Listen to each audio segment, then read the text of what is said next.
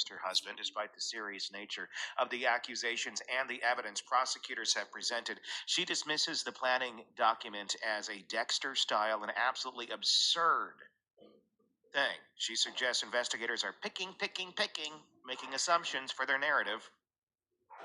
You're about to witness his psychological analysis of these contradictions. Javon Scott, a psychotherapist with expertise in trauma, family dynamics, and killers, helps us understand how someone can maintain such a strong denial even when confronted with locked rooms in their own home and serious criminal charges against their spouse. It's important to note that Asa Alrip has maintained her belief in Rex's innocence throughout this process. She filed for divorce shortly after the arrest, but has stated this was for financial protection, not because she believes he's guilty. She continues to visit him in jail and speak with him regularly. The footage you're about to see raises profound questions about denial, family dynamics, and how people process information that threatens their entire worldview. As we watch Asa tour these locked spaces and dismiss the charges against her husband, we're seeing someone whose psychological defenses may be preventing them from accepting a painful reality. Let's remember as we analyze this footage that these are real people dealing with an unimaginable situation. Our goal is not to judge, but to understand the psychological mechanisms at play when someone's life is shattered by accusations of this magnitude. The allegation is that when you married Rex, he'd already committed a homicide. Had you had any knowledge of that, you wouldn't have married this man. And then chose to have children with him, correct? No, there's no abnormal behavior that I ever actually noticed. And if there was any knowledge at all, some unusual behavior in that man, I would have walked out the door. You wouldn't have brought your young son No. to live in an environment like that? No. There was a lot in that clip, even though it was 30-some seconds long. I want to talk about the way she was not looking at the camera. I want to say, look at the way where she suddenly did look at the camera with those crazy eyes at the very end. Kind of like how Karen Reed did, where it's like, I don't know, could I have done this? Could I have done that? I must be crazy. The worst criminal in the world. It was following that path of like, I think Asa's definition of abnormal behavior might be different than the rest of ours. What's your thoughts? You nailed it. Yeah. You nailed it. You look at the home that Asa had created there, and hoarding is the right word. And clearly when somebody is not within the realm of normal themselves, they're not a very good judge on what's normal for other people. Not at all. I mean, the kids, obviously, this has also been normalized for. And it's like, yeah, she must be one of them people that just can't grasp it, you know? I have no idea. I really don't. But it seems very rehearsed, very staged, as John Ray says. And he always hits the nail on the head. This guy, I am so sorry, Tom Bruski or somebody's name I can't pronounce, and I am very sorry about that. But he is not only dapper and handsome, but very smart. I think this lady's wrote a few books. I can't remember if it's the same lady who taught Brian Koberger, you know? Yeah, it is. Growing up, this is how life is. There's the creepy room in the basement, and we're going to take a look at that in just a second, because that's been talked about. There's so many pieces of her not seeing any red flags, but you know, there's a lot of red flags here. And if she had loving critics, and I noticed that like he'd already committed a crime before marrying her, and the moment the interviewer said that, it was sort of like she sort of reacted very different than I would have expected anyone. You know, I would be in disbelief if I was thinking he was innocent, wouldn't I? her life, I'm going to guess she was kind of isolated. Would you? Very isolated. And when she says everybody needs a friend, my guess is he's her only friend and has been her only friend. And the other thing you mentioned, we all suffer these days with lack of friendships these days, and maybe nobody checked in on her, and the sense that like a family just just kept quiet, perhaps because it's not their place to say, perhaps. And I just think that the smart people, I mean, she must be smart, Victoria, because she worked in an architecture firm. And I think Ella is. I think Ella knows exactly what she's saying. And she's forcing about this. It's funny how she's saved herself to this moment to talk about it. It's been 2 years. mentioned her eyes throughout the documentary when she's being confronted with, but there's evidence. She talks, but she closes her eyes or looks away. And I found that fascinating. It's like she is not going to see it. No, she appears to not, and she really acts that out with her eyes. Like there's no direct eye. Do you think she knows deep down? I mean, that there is something really wrong here, and that because she obviously is emoting a certain way. I think if she truly believed there's nothing wrong, you may look at the camera, you may look at who's interviewing you. 100%. Like there's nothing wrong with them. I don't see any. But it's look away, and it's kind of struggle through the information that you've been confronted with and the information that you've liked to. I would have been like, my eyes wide, looking at them and thinking, wow, I'd never thought of that. Or, it does cross my mind, you know what I mean? Or I just didn't expect her to be like, pull out the bag. If I was a psychiatrist type of attitude, I didn't see any different behaviour or anything like that. I mean, of course not. He's living a double life, but you just don't want to be intrigued enough to investigate why he has a secret room and all kinds under the house. And you knew about the girls going missing in 2011 as well. You must have known about that. The 11 girls found. So I find it very odd that she didn't identify what was put 2 and 2 together and got 4. She never. I think she didn't. She was a swinger. She's definitely got that like nymphomaniac look about her. I'm only saying this, my opinion. It's not like I'm saying she's a nymphomaniac. I'm saying she just gives that vibe. Yeah, she gives that vibe. Just truly, And it's like, the neat hair all of a sudden, and her eyes, they're pretty weird. Scary, actually. Been believing for the last 30 some years. Yeah, I think the thing with the eye contact is denial in physical form. She probably has no conscious awareness that this evidence has got to mean something. There's so many red flags and so much wrong here and so much evidence about it. But goes back to those unconscious defense mechanisms, and denial is powerful. It's incredible what people cannot see because their mental structure as it is, it just prevents them from looking at it. And so when she closes her eyes, I think her mind. The phone call between them, right? Rex Human and Asa Alra. I think there's an element she did know. And this is just a person who doesn't want to go to jail. She couldn't stop her husband the way he was anyway. So it's best to deny, as I say. And she has, perfectly harmonically. Her daughter, she does look concerned, but Ella gives me this impression she knew.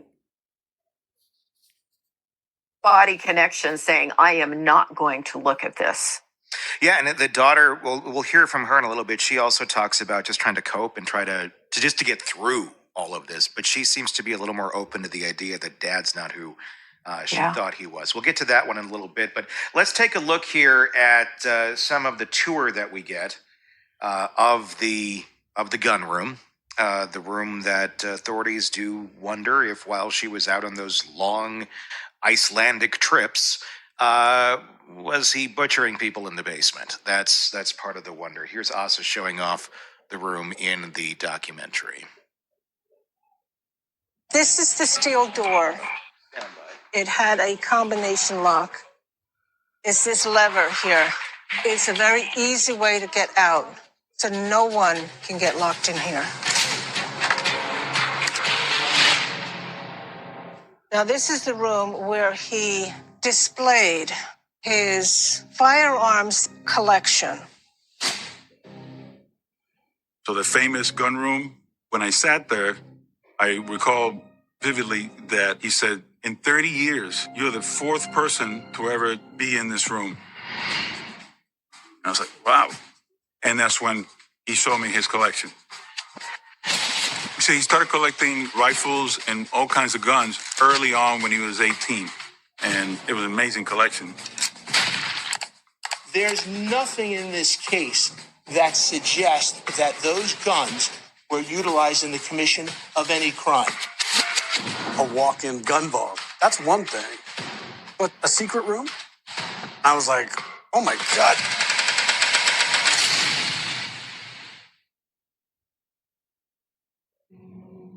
According to a colleague of Rex Heuermann's, he had a room specifically built in his basement that even his wife was not allowed to enter. That's the secret room everybody talks about. Oh my God. It's kind of a walk-in closet in the gun room that is actually right under the stairs. He didn't want anybody to have access to it, the secret room, so nobody would know, not because he was hiding anything, but because he wanted to secure a safe in there. Oh my God. Please. Look how spooky that room looks. She doesn't even want to step in there. And I actually didn't see what the inside of it actually looked like until after all this happened. I couldn't get in there myself. Well, there you go. He's just trying to keep everybody safe. That's all it was. And how weird is it that the family members never went in the room, never saw what was in the room? Again, this is not normal. But when you are, growing up in this environment, you don't have a very good idea of what normal is. How creepy. Yeah, everybody just kind of, this is like we said earlier, what normal is to Asa and the family is not normal to everybody. No. It's not normal if your significant other has a secret room that you are not allowed to go into for any reason. I'm not talking... With a steel door, yeah. I'm not talking man cave. I'm not talking sheep. Just that thought of that steel door closing behind them both and what he was up to, Chad, I'm talking, you go in there, our marriage might end.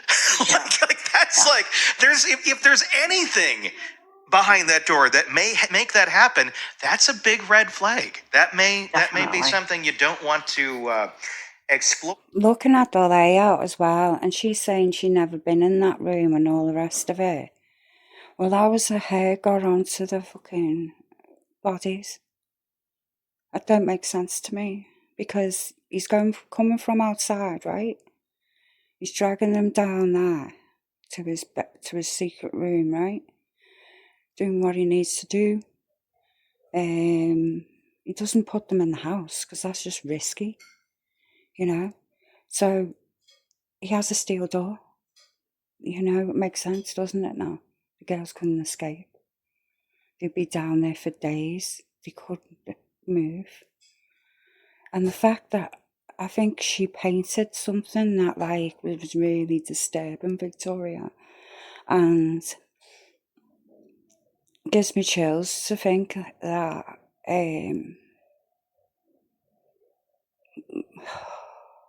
just does. Or much further with your partner, if that's what exactly is going on there. Let's take another look at some more of this. Asa, she's clearly very much in denial. We're going to watch a couple clips here. I don't know if we're going to go in a row or not, but this is just some of her, not wanting to believe, not wanting to really face up to what reality might be on reality's terms. Let's take a look. I liked seeing him. I really liked seeing him. It was comforting seeing him. Nobody could be in your position. A serial murderer. You're married to him for 27 years. I just don't see him that way. No, that's not the Rex I know. So if they're going to sit there and tell me that he only did this during these particular time period that I was away on vacation, I have to question that. If the man is that much of a genius that he's capable of doing that, okay, I don't believe it.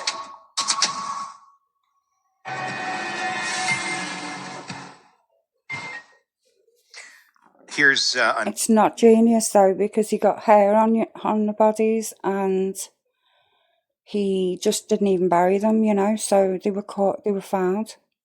And I wouldn't say he was a genius. He's had everything handed to him on a plate, really, hasn't he? From his childhood. He's had middle-class parents and things like that. His life has been different than Ace's. Another one where we're going to look at about not believing that Rex could be up to anything. Let's take a look at this. I'm sorry. That planning document is so Dexter style. It's absolutely absurd. Say if they really did happen down here, he really must have been like Superman. For us not to have noticed anything ever. This used to be like his bedroom growing up. A lot of his, like, not only just gun stuff, but a lot of his childhood stuff, family heirlooms, were in this room. So for him to do that in this room, a little unrealistic, but I guess not impossible. No, sorry. You want to know how I feel? They are picking, making assumptions for their narrative. I know that. I've known Rex since I was 18 years old. I know what this room was originally used for, and they're just allegations. He's never said to me, don't use my computer. He's never said, no, I'm not going to give you the password. I need in other words, was there anything off limits? There is nothing off limits from Rex Heuermann. You see things like that, it's like she's wrote this down. Do you understand me? It's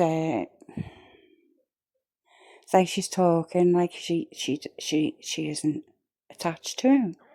And next thing you know, she also doesn't believe the allegations and the evidence. The DNA says it. But I feel there's other links to bail up. The car. The fact that he was identified as the ogre, right? That is powerful evidence. And it got him, okay? So you have to accept that out of it, yeah.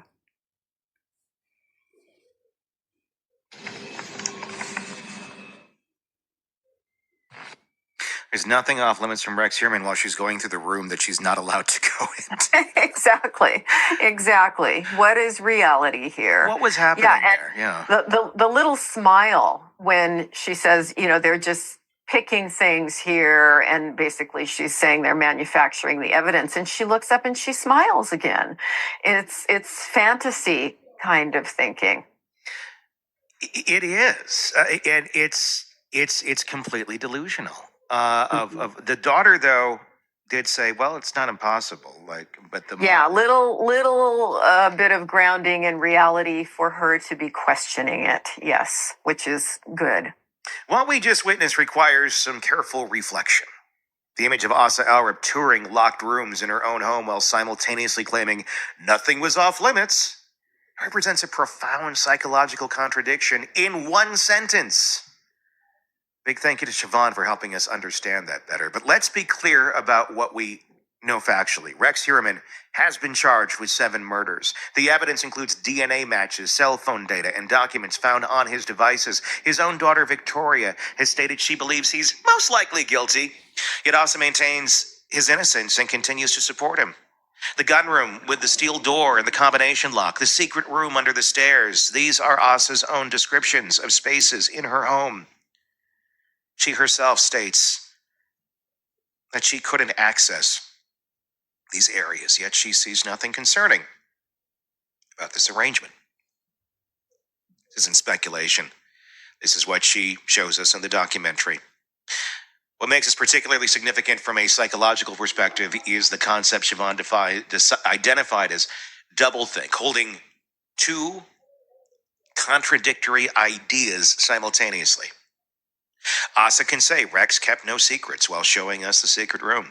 She can claim investigators are manufacturing evidence, while unable to explain why her husband needed locked rooms his family couldn't enter.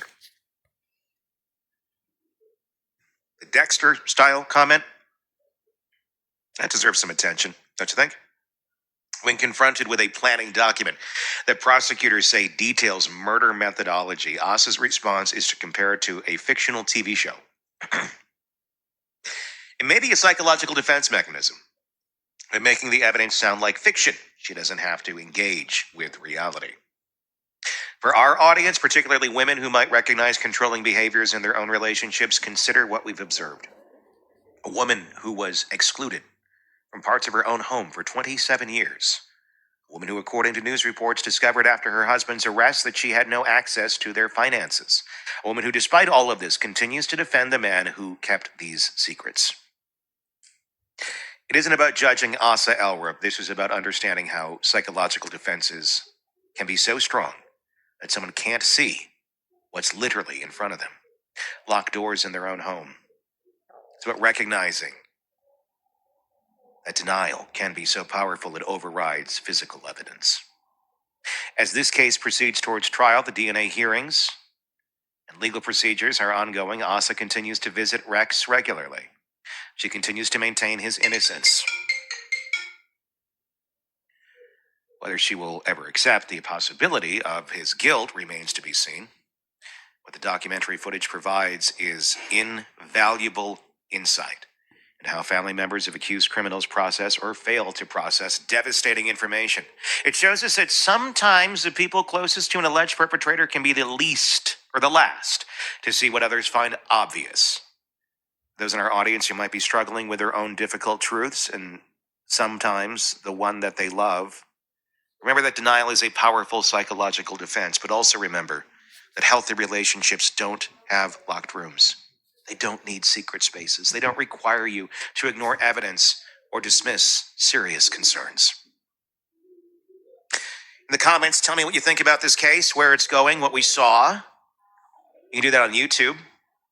Press subscribe there too, so you don't miss any of our episodes of the cases that we cover for you. If you're listening to our podcast on any podcast platform, be sure to press subscribe there as well, so you don't miss any of the coverage. I'm looking forward to seeing your comments on YouTube. Just search Hidden Killers with Tony Bruski to find us there, if you're not already there. Tony Bruski, I am guys. Tony Bruski. Thank you guys for watching. We'll talk again real soon.